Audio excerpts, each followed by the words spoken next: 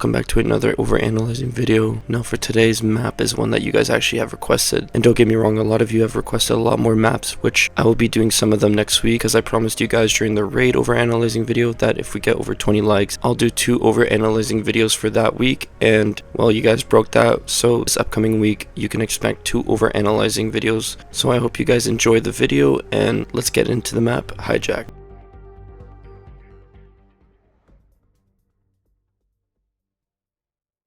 Now spawning in the back of the map, we could see that we are spawning as a seal. We know that this belongs to the seals because the map is called Hijacked. Now before I go and point anything out, no, the island over there is not the map cove, because we do know from the map cove that we're able to see actually the hijack boat, and I just wanted to point that out, that no, that is not the map cove. It would have been nice if they linked that, but since cove is a DLC, they probably developed it way after this map was already made, meaning it was kind of too late for them to make it, but it would have been a cool detail. Other than outside of the map, we do see boats, we see birds, but another thing I never really picked up on is if you look from a distance, you can literally see a city. It could just be mistaken for clouds, as they don't even move. They're just pretty still throughout the game. If you really do pay attention, clouds do not move whatsoever, but it's just, if you look at the same level as everything else is, you could tell that there's no clouds or no darkened shadows as solid and as dark as the back of the map area, which does make me think that we are somewhat close to a city. I have no clue where, as the map does take place in the international waters, which that could literally mean quite anywhere. Now going back to the boats, we know we're infiltrating this boat because, again, the map Hijacked. There is no playing around when getting on the boat. Blood, gun casings all over the ground, which is not new with the maps so far. I find it pretty funny that this chair is just inside of this counter. I never really realized it, but once you look at this glass, you can actually see that there's a floor under. I think this is a pretty standard area for a yacht. I mean, you have a hot tub, which is not any different than actual yachts, and you have simple bar tables. Now we see the return of the weights from my raid review, where it was all the same amount of weights, 25 pounds, 35 pounds, no matter how big the dumbbell or plate is, which I find pretty funny. A pretty standard area. There's nothing really indifferent. You have a TV. I find it pretty cool that the treadmill actually fits into the floor. Now making our way into the room next, it's just a towel room. I mean, gyms have this. Now what's funny enough is that we see a lot of the same decorations from raid. What I mean is, like, the same plants, the same potted plants, the same decorations, the same artifacts, and a big giveaway too are the paintings, because these are the exact same from raid. I don't think that this really means anything, even though we see the same things in the other map. I did notice that we see a lot of the same assets being used in other maps, which you'll see later on when I do more reviews. Now this is just a standard bedroom. I don't think there's anything too special about it. A staircase going down to a washroom and a coated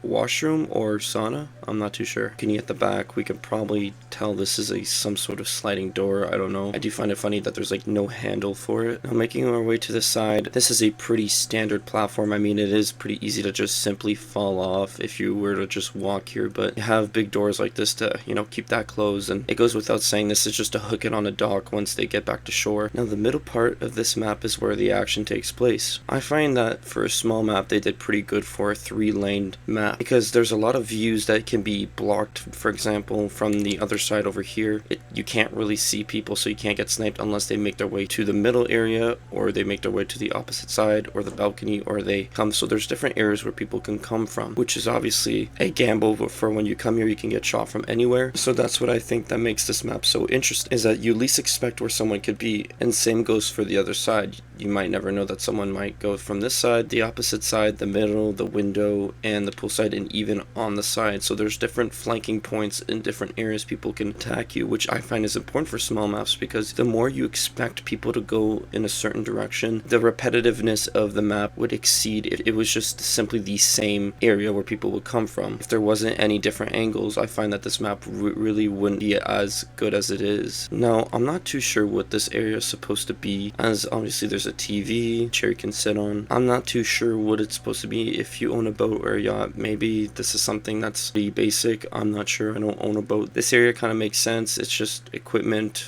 like life jackets, towels, and all that, showers, which a lot of people take probably after going into the hot tub. Now making our way into the main area, we see again the same paintings from Raid, but I don't think this is lore or anything. I think they're just reusing a lot of the assets like I said before. Standard dining room to obviously probably eat dinner. This picture frame really cool as it's actually animated and follows with the way you walk, which again we'll see a lot of this come back. Kitchen area is honestly pretty basic as well. There's nothing too insane or crazy. It's not like the kitchen we saw in Raid, which was pretty interesting, but it has a lot of the same kitchen units as in the fridge, microwaves, and stove and ovens. You can see all the food they have for the boat. Now the upstairs area is where I find that the story really plays a key role for this map. You can see something definitely happened in this room. Papers are flying around. We can assume the reason why this boat was hijacked was for whatever was in here. You can tell that there's something important in here. Now I tried to look at the files, but a lot of the files just say the same thing and across all the different maps. I did find this little logo which does look like that Nuketown nuclear logo. Next to this room we have the captain's deck, which is a bunch of radars, keyboards, screens. In front of the yacht we have a helicopter and these boats on either side. Now what I find really cool is that this is like a boat elevator. Now making our way into theater mode, obviously we can tell there's nothing really too special about the boat. We've pretty much seen everything. During the playthrough I haven't went down here. This is where the engine of the boat is located. I wouldn't say there's anything mainly special about this. It's just your kind of standard maintenance room for a yacht. Opposite side hallway for the bottom. There's just nothing really too special to talk about. Now when I looked outside of the map, I tried to find where there could have been an entry point for the mercs, because we can obviously assume that the SEALs were the ones to use these boats to get on, because how else are they going to get on? I mean, I could be wrong, but this just looks like a Navy SEALs type of boat. Funny that there's no entry point on how the mercs got here. Maybe they stole the boat at shore then came, but at the same time we do know that there was something going on before we got here. There's a bunch of blood, bullets, bullet holes, and you've probably noticed that I don't really go over that just because already by us seeing bullet holes and blood all over the ground, we do know that there's already established that there's something's going on, and I think that the room up here tells us what we need to know about what's going on. They're looking for something important. They've hopped and they've blown up this room, and by doing so they've taken the boat away. I'm not sure where the Navy SEAL could have came from with these boats. They could have came from the city that I mentioned earlier or this island. The top of the boat, I did notice there's a staircase that goes down here, but what's funny is that there's no way of getting up here. And another thing too is I find that there's no windows in this room either, so when it rains, does it just fall down into the room? If it rains, you know, you're kind of screwed if you're in this room. Now another thing I noticed is that as we could see on this side, there are two windows. When we make our way inside of the building, none of those windows are to be seen other than this one. Now we know that these are windows, and when we look at this room, however, if we go inside, we don't see those windows. Keep in mind that in the bedroom we have these windows over here. Now obviously I don't want to say that hey, there's the lack of windows and it's really just a design of some sort that they went with, and it's not meant to actually be windows and maybe just replica. This boat does have a meaning at the end of the day. It's not just some regular yacht. Someone important owns it and has something important to hide. I wouldn't be surprised if these are just fake windows, decoy windows to blend in. There's not that much blending in when you're driving this huge boat. At first I was going to criticize with these boats because I was like, well, there's no indication of where these boats can go, but when you look at further the boat, we could tell that this goes, it's just one of those boats that can probably go underwater and just stay submerged. Going back to the layout of the map, if we look from the top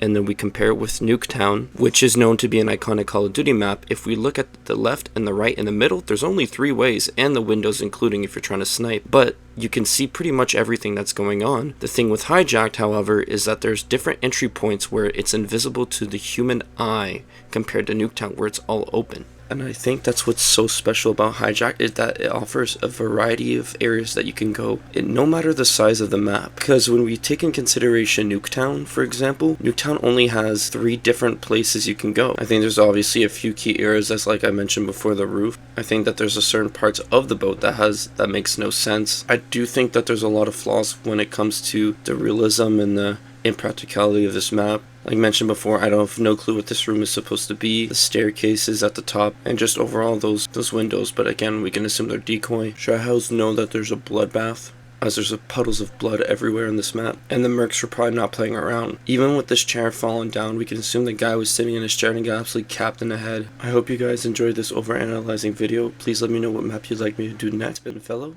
and stay smart.